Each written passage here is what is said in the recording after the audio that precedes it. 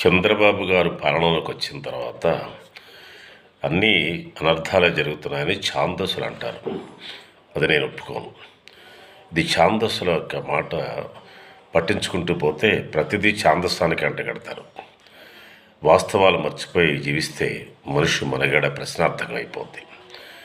కనుక ఎందుకు ఈ మాట చెబుతున్నానంటే, ఈ ఛాందసులు అనే మాట మొన్న వేటపాలెంలో జరిగినటువంటి ప్రమాదంలో ఎంతమంది చచ్చిపోయారో తెలుసు కదా. అలాగే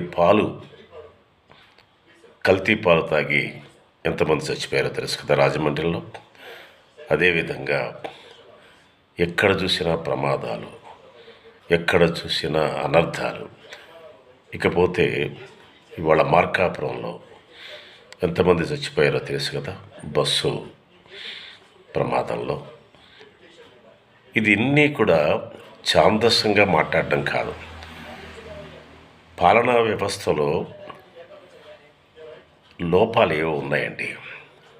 సరైన నిఘా లేదా, చట్టాన్ని సరిగ్గా అమలు జరపకపోవడం, ఎక్కడ చూసిన మడ్డలు, ఇవన్నీ కూడా సరిదిద్దుకోకుండా సింపుల్గా ఒక మాట అనడం.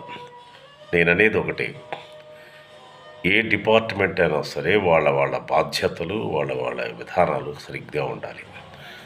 ఈ మధ్యకాలంలో చంద్రబాబు నాయుడు గారు ఇవన్నీ మరిపించడానికి కెమికల్స్ గొడవ, లడ్డూలో కొవ్వు గొడవ, ఇవన్నీ మాట్లాడుతూ డైవర్ట్ చేయడానికి ప్రయత్నం చేస్తున్నారనే దాన్ని మాత్రం నేను ఖచ్చితంగా సమర్థిస్తాను. చంద్రబాబు గారు, let it out all this bloody nonsensical talk, but try your level best to implement the administration in a proper way and command your departmental people. And command in the sense, మీరు ఇష్టం వచ్చినట్టుగా మాట్లాడడం కాదండి. వాళ్ళని ఎలా పని చేయించాలో వాళ్ళకి కొంత స్వేచ్ఛ ఇవ్వాలి. మీ డాంపికాల కోసం మాట్లాడేస్తారు తప్ప మీటింగులు పెట్టి రోజుల తరబడి మీటింగులు చెప్పిందే చెప్పి సోది చెబుతారు. ఆ కామెంట్ మీ దగ్గర ఎందుకంటే మీరు పెద్దవారు కదా, ఎవరు అనలేరు.